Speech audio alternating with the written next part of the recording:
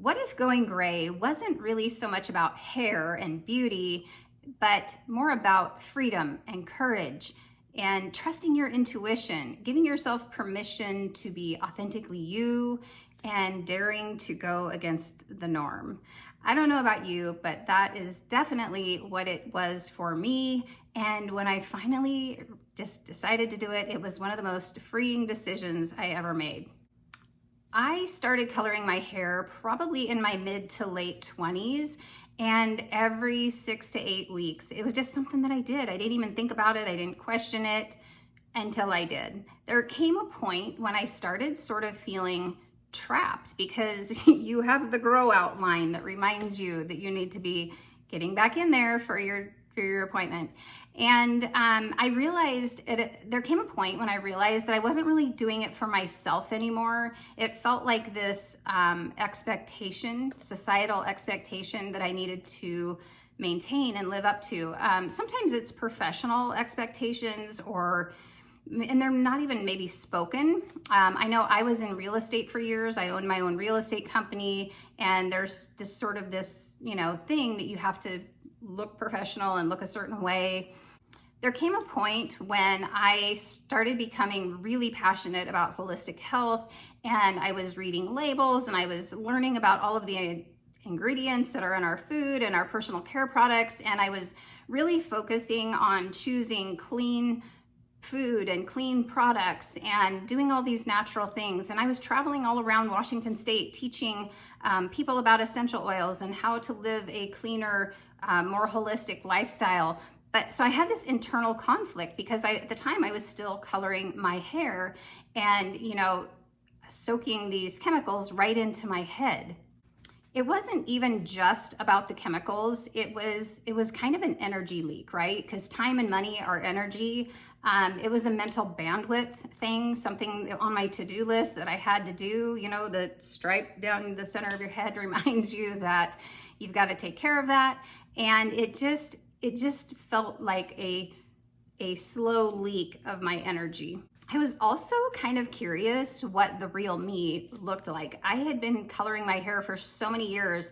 I hadn't seen my natural hair color in a long time. So I was kind of curious, like, how much gray hair do I have? Would I maybe actually like it?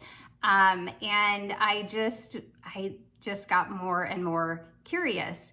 And I wasn't really afraid of looking older. It was more about breaking a societal norm. There was nobody in my circle that was letting their gray hair grow out, and especially long, right? There's kind of like this unspoken rule that if you're gonna have gray hair, it's gotta be short. Men can be great, men can have gray hair, they look distinguished, but women, it's something that we need to fix, right? I started joining Facebook groups of women who were on a similar journey as I was, and women who were in various stages of the transition. Some were just starting, some were thinking about starting, some of them had already gone through it, and they looked beautiful. They had long, beautiful gray hair, and they were confident.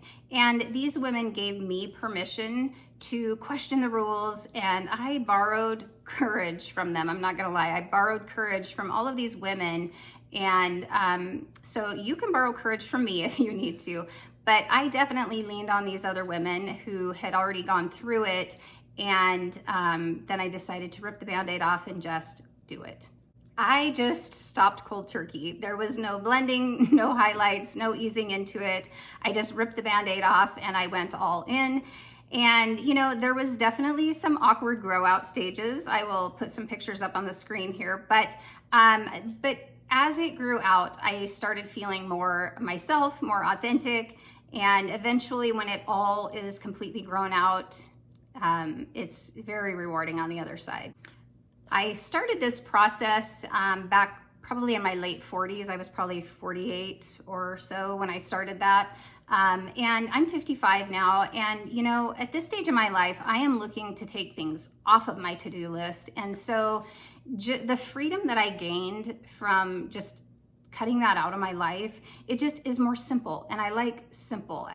I'm a big proponent of self-care, and I believe in investing in yourself. But when you're spending time and energy and attention on things that feel out of alignment with who you are now. Maybe you've outgrown that version of yourself, but if you're still spending energy on that version of yourself, it takes away from the version of you that you're becoming, that you're growing into. And now at 55, like, I'm getting weekly massage. I spend a lot of time doing self-care practices, whether it's red light therapy or, exercise, movement, gardening. I am really into my essential oils, and I do a lot of things to nourish and care for my body. So it's not about just abandoning yourself. It's just about recognizing who you are and who you are becoming. I'm building a YouTube channel, and I'm learning skills to create other income streams so that as we move into retirement. And so that was just a version of me that just wasn't important anymore. One of the best parts, I think, about middle age is the people pleasing kind of goes out the window, and you start sort of taking an energy audit of where your time, money, and attention is going. And, you just sort of take an account of what's most important to you and how do you want to spend the next third or half of your life, right? And so I think it's important to kind of, whether it's transitioning your hair to all gray or whatever it is, take account of what is slowly draining your energy and take it back. Maybe you have things that you want to do. Maybe you want to start a business or a side income stream, or build a YouTube channel, or start the garden, or just spend more time with your family. I know that's something that is really important to me too. My husband and I, our parents are getting older. We have adult kids, we have grandkids, and family is really important to us. And to just kind of reclaim energy that has been leaking into things that just aren't that important anymore. This video really isn't about convincing you to stop coloring your hair. I think at the end of the day, people should do what makes them feel good, what brings you joy. But for me, I just recognized that it was something that felt like it was another thing on my to-do list. It was something that needed my time and attention, and it felt very freeing to be on the other side of it. And you know what? They're wisdom hairs, and I've earned them, and so have you. So I hope you enjoyed this video. If you did, please like the video, subscribe to the channel, and leave me your thoughts below. I always love reading your comments. Thanks for watching. I'll see you in the next one.